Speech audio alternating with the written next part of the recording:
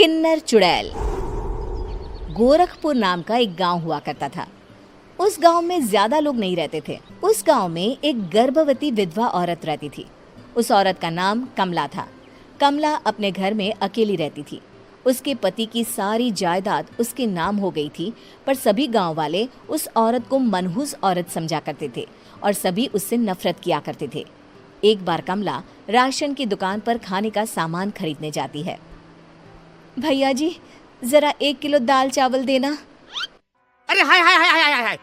अरे मनहूस औरत, मेरी दुकान में अपशुगन करवाने आ गई क्या? हैं? चल जा यहाँ से। मैं कुछ नहीं देने वाला हूँ तुझे। भाग भाग यहाँ से, चल जा, निकल। भैया जी, ऐसा मत कहिए। मैं गर्भवती हूँ, मुझे खाने की बहुत जरूरत है। मुझे खाना दे दीजिए। दुकानदार कमला को वहां से धक्के मारकर भगा देता है। तभी कमला रोते रोते उस गांव के किन्नरों के इलाके में आ जाती है। गांव वाले किन्नरों को उसी इलाके में रखा करते थे, क्योंकि वो लोग किन्नरों को पसंद नहीं करते थे और उनके इलाके में रहने से मना करते थे। तो किन्नरों ने उसी गांव में अपना एक इलाका बना लिया था। जब किन्नर लोग देखते हैं कि एक गर्भवती महिला रोते रोते उनके इलाके में आ गई है, तो सारे किन्नर कमला के पास जाकर उसका हाल पूछने लगते हैं। क्या हुआ बहन, तुम्हारी गर्भवती अवस्था में इतनी बुरी हालत कैसे है? तुम रो क्यों रही हो?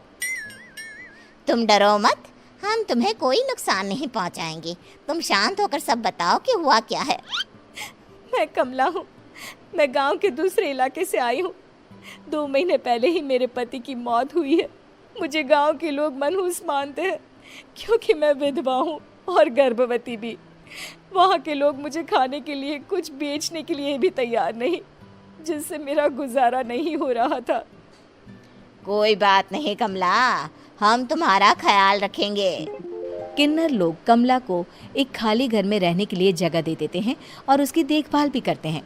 कुछ ही महीने बाद कमला अपने बच्चे को जन्म देती है, पर अफसोस, कमला बच्चे को जन्म देते ही अपनी जान गंवा देती है। जब सब किन्नर बच्चे को देखते हैं तो बहुत खुश हो जाते हैं, क्योंकि वो बच्चा भी किन्नर ही था। कमला ने एक किन्नर बच्चे को जन्म दिया था। अब इस बच्चे की देखभाल कौन करेगा? हम तो इस बच्चे को गांव के दूसरे इलाके में भी नहीं भेज सकते। और तो क्या हुआ, इस बच्चे की माँ नहीं रही तो हम इसे पालेंगे। अब ये हमारे इलाके में रहेगा, हमारे साथ रहेगा। फिर वो किन्नर उस किन्नर बच्चे को गोद ले लेते हैं, उसका नामकरण कराते हैं। उस किन्नर बच्चे का नाम शक्ति रखा जाता है। देखते ही देखते शक्ति बड़ी होने लगती है। उसके रंग रूप बहुत सुंदर थे। वो बहुत सुंदर किन्नर दिखती है। एक दिन शक्ति एक किन्नर से पूछती है, माँ जी सुनिए ना, ये गांव के दूसरे इलाके में भी तो लोग रहते हैं, तो हम वहाँ क्यों नहीं जाते? हम उनसे अलग क्यों रहते हैं? शक्ति, क्योंकि वो लोग हमारे जैसे नहीं, वो लोग हमें पसंद नहीं करते, इसीलिए हम उनसे अलग रहते हैं। क्यों? वो हमें क्यों पसंद नहीं करते? मुझे एक बार उस इलाके में जाना है। मैं एक बार वहाँ जाकर घूम कर आऊं।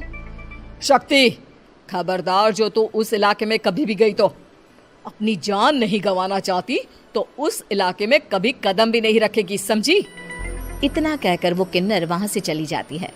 शक्ति उस किन्नर की बात सुनकर बहुत रोती है। माँ जी, ऐसा कैसे कह सकती है? उन्होंने इतनी सी बात के लिए मुझे इतना डांटा। अब तो मैं उस इलाके में जरूर जाऊंगी। फिर एक दिन शक्ति गांव के दूसरे इलाके में चुपके से जाती है। ये लोग तो हमारे जैसे ही इंसान हैं, तो ये हमसे नफरत क्यों करते हैं? जब शक्ति उस इलाके में पहुंचती है तो गांव के सारे आदमी उसके रूप से मोहित हो जाते हैं। वो लोग ये अंदाजा नहीं लगा पाते कि वो किन्नर है। शक्ति की सुंदरता देखकर सारे गांव वाले उसकी तारीफ करने लगते हैं। तभी गांव का चक्कर लगाने गांव के जमींदार का बेटा हर्ष वहां पहुंचता है। हर्ष भी दिखने में बहुत सुंदर होता है। जब हर्ष ने शक्ति को देखा तो वो भी उससे मोहित हो गया, और जब शक्ति की नजर हर्ष पर पड़ी तो वो हर्ष को देखकर मोहित हो गई। आपको पहले कभी इस गांव में देखा नहीं। इस गांव में आप नए हैं क्या? जी नहीं, वो मैं बस। तभी शक्ति बोलते बोलते रुक जाती है और मन में सोचने लगती है, अगर मैंने इनको बता दिया कि मैं दूसरे इलाके से आई हूँ तो वो समझ जाएंगे कि मैं किन्नर हूँ, इसलिए मुझे इनसे झूठ ही बोलना पड़ेगा। शक्ति हर्ष को कहती है, जी हाँ, मैं इस गांव में नई आई हूँ, यहाँ अकेली रहती हूँ। वैसे आप कौन है? आप भी इसी गांव में रहते हैं? जी हाँ, मैं इस गांव के जमींदार का बेटा हूँ।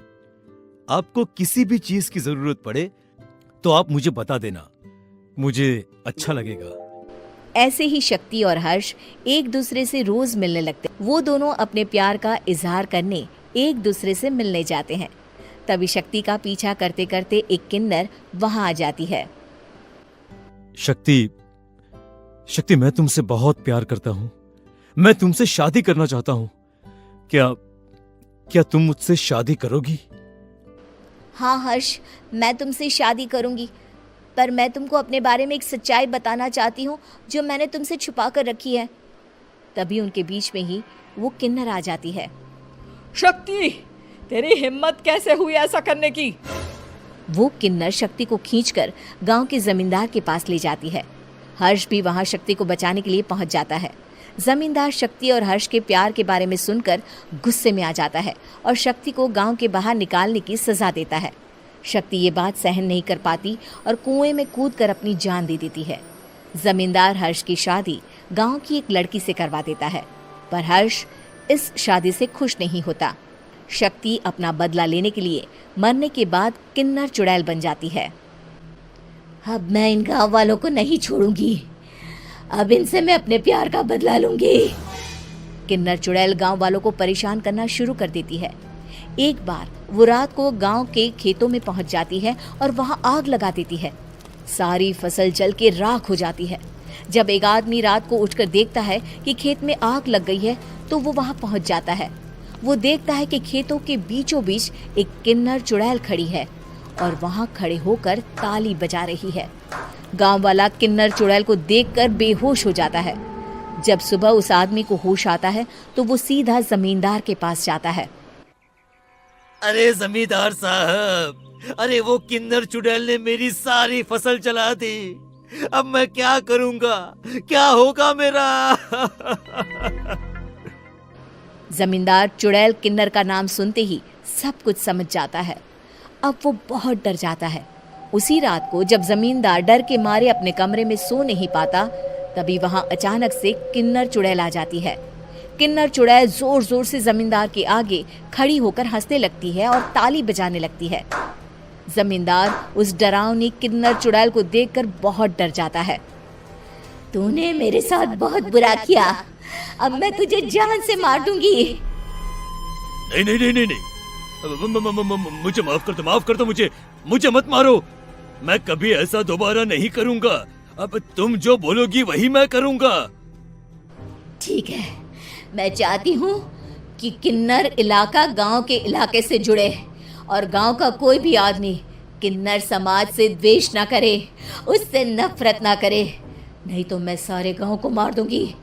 और तुम गांव में एक नया कानून बनाओ कि अगर किसी ने भी किन्नर समाज को हानि पहुंचाने की कोशिश भी करी या इनसे भेदभाव करने की भी कोशिश करी तो उनको कड़ी से कड़ी सजा मिलेगी।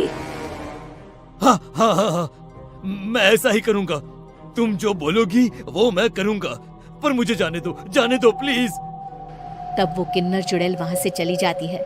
गांव का जमींदार किन्नर चुड़ैल का कहा मानते हुए दोनों इलाकों को एक कर देता है और नया कानून भी लागू कर देता है। तब से वहां किन्नर समाज और बाकी गांव वाले शांतिपूर्वक रहने लगते हैं।